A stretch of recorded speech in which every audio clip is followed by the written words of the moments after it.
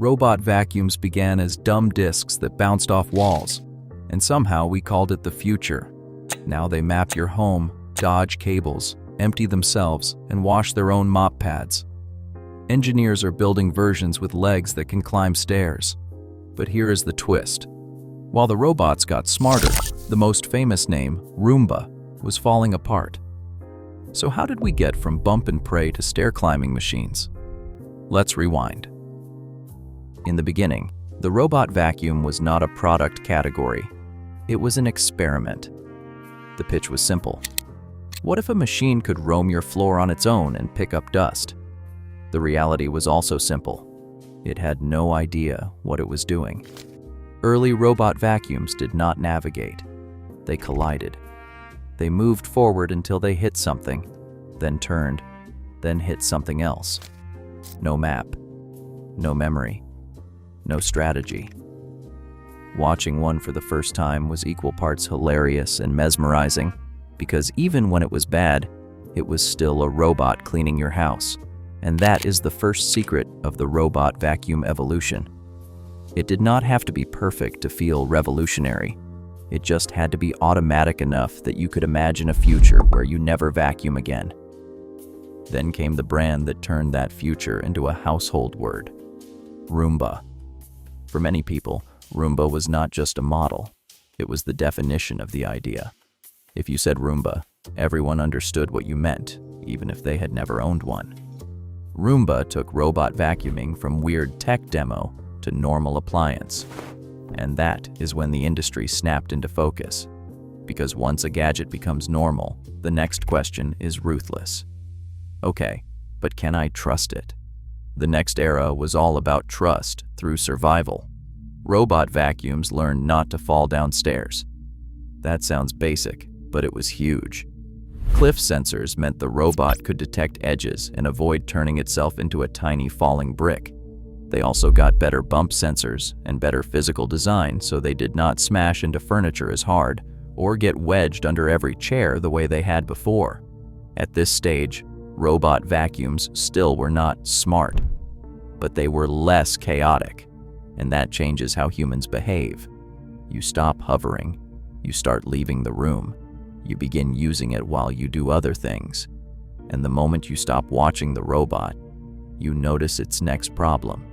It does not understand your home. It does not know what a room is. It does not know where it has already cleaned. It does not know where it is going next. So it wastes time. It misses spots. It returns to the same area like it is stuck in a loop. Early robot vacuums were not really cleaning with intention. They were cleaning with luck. Which brings us to the first true leap forward: navigation. This is where robot vacuums stopped acting like a roaming pet and started acting like an appliance with a plan. Instead of random movement, they began creating a rough sense of the space around them. Some used cameras, some used laser-based systems, some used combinations of sensors and software tricks, but the important part was the same. Mapping happened, and mapping changed everything. Because once a robot can build a layout, it stops gambling and starts covering. It cleans in systematic lines instead of random scribbles. It finds the edges on purpose. It does not just bump into a wall and bounce away. It recognizes boundaries and moves logically. Most importantly, mapping unlocked a feature that sounds small but feels massive. The robot could return to its dock reliably, charge, and then continue the job. That is when robot vacuums stopped feeling like novelty devices and started feeling like real time savers. But mapping created a new expectation. Once people saw a map in an app, they wanted control. They did not want the robot to just clean somewhere. They wanted it to clean the kitchen, clean the hallway, avoid the rug, do not go near the pet bowls, clean the living room twice. This is where the robot vacuum turned into a system, a combination of hardware, software, and routine. And that is also where the next problem exploded. Because if you run your robot more often, you expose every single way it can fail. And robot vacuums found creative ways to fail. They ate charging cables like spaghetti. They grabbed socks and dragged them proudly across the house. They tangled themselves in long hair as if it were an enemy weapon. They got stuck on rugs, thresholds, and furniture bases that seemed completely harmless to humans. There was one nightmare scenario that became infamous for a reason. When a robot vacuum met something wet and disgusting on the floor and decided to clean it, it ended up painting the mess everywhere. If you have seen those stories, you never forget them. So the next era was not about cleaning power. It was about not making disasters. Obstacle avoidance became the new arms race. Better sensors, better cameras, better real-time recognition. Robots started detecting objects and steering around them before contact. They did not just avoid falling down stairs, they avoided the messy reality of daily life. This is the point where robot vacuums became something you could run while you were out of the house. That is a major psychological threshold because it turns a gadget into automation. Here is the rule. If you have to supervise it, it is not automation. Obstacle avoidance made the robot vacuum less like a toy and more like a silent employee. It works while you live your life. But even then, one annoying chore kept breaking the spell: emptying the bin. At first you don't mind. You think it's fine, it takes 2 seconds. Then you realize you're doing it constantly. The bin fills quickly, especially with pet hair, long hair, crumbs, and dust. And every time you empty it, you're reminded that the robot still depends on you. So the next big evolution was one of the most important in the entire history of robot vacuums because it removed the most frequent manual task: the self-emptying dock. This is the upgrade that turned robot vacuums from "I use it sometimes" into "I can't go back." Now the robot cleans, returns, empties itself into a base station, charges, and repeats. The system becomes hands-off. And once something becomes hands-off, you stop thinking of it as a device you operate and start thinking of it as a background service in your home, like a thermostat. But of course, humans never stop asking for the next thing. Because once vacuuming becomes automated, the obvious question is, okay, now MOP. The first vacuum and mop hybrids were not the future people imagined. Many of them basically dragged a damp pad behind the robot. Better than nothing, sure, but it wasn't truly scrubbing. It was more like wiping. Then the systems got smarter and more serious. Better water control, better pressure, vibrating pads, dual spinning mop heads, more consistent coverage. And slowly, robot mopping stopped being a gimmick and started being a real feature, especially for everyday maintenance. But mopping came with a new problem: hygiene. Because a dirty mop pad doesn't clean, it spreads.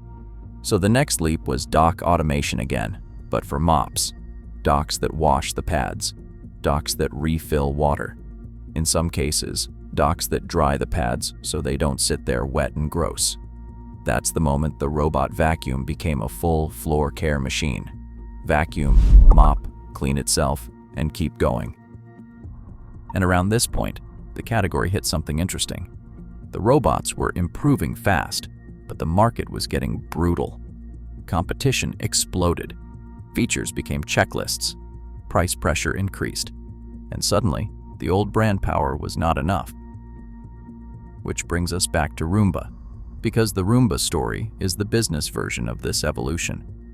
Roomba helped define mainstream robot vacuuming, but as more competitors arrived with aggressive feature sets, the game changed. Consumers started comparing specs and value. Companies started fighting on software, docks, mopping, and automation systems. And the category moved so fast that being the original icon did not automatically mean you were the winner.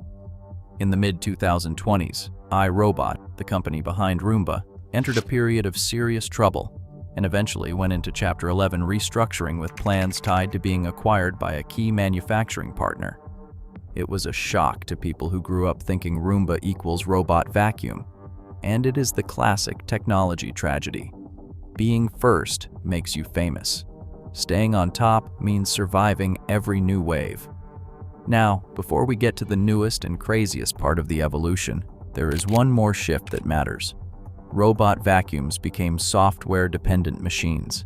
Your robot is not just a motor and a brush anymore. It is an app. It is mapping. It is updates. It is cloud services. That means the experience can improve over time. But it also means the product can lose features if the software ecosystem disappears, which is a weird future problem. Your vacuum might still physically work, but the smart part might not, because the smart part lives somewhere else. Okay. Now we hit the final ERA. After all the mapping, obstacle avoidance, self-emptying, and self-washing mops, there is one limitation that still defines robot vacuums for most people. Stairs. Most robot vacuums are trapped on a single level. They treat stairs like cliffs because for a wheeled robot, stairs are basically a deadly drop. So if you have multiple floors, you either move the robot manually, buy multiple robots, or just accept that one floor will not be automated. And for years that was considered normal. But engineers do not accept boundaries, they redesign them. So the newest evolution is not just a smarter brain, it is a different body. Instead of only wheels, we are now seeing concepts and prototypes experimenting with articulated mechanisms, lifting systems, stepping systems, and yes, legs. Robots that can physically climb steps instead of avoiding them. And that sounds absurd until you realize what it implies. Because a robot vacuum that can climb stairs is not just a better vacuum.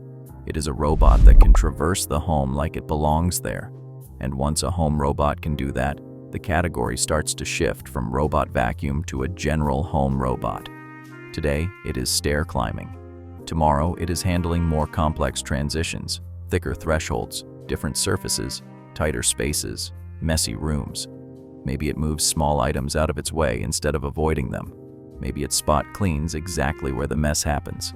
Maybe it adapts to your home in real time without you doing prep work first.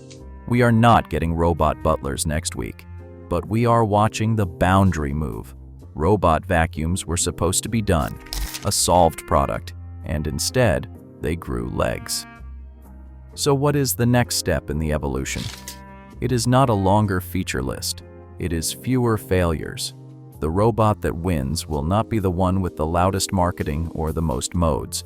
It will be the one you forget exists because it just works. No rescues, no tangles, no stuck notifications, no mysterious errors, no disasters. Just clean floors, everywhere, on schedule, without you thinking about it. And if stair climbing becomes real and affordable, the dream finally becomes simple. One robot, all floors, all the time. That is not just the evolution of a vacuum. That is the evolution of autonomy inside the home. If you want more evolution of things, where everyday gadgets quietly turn into science fiction, subscribe.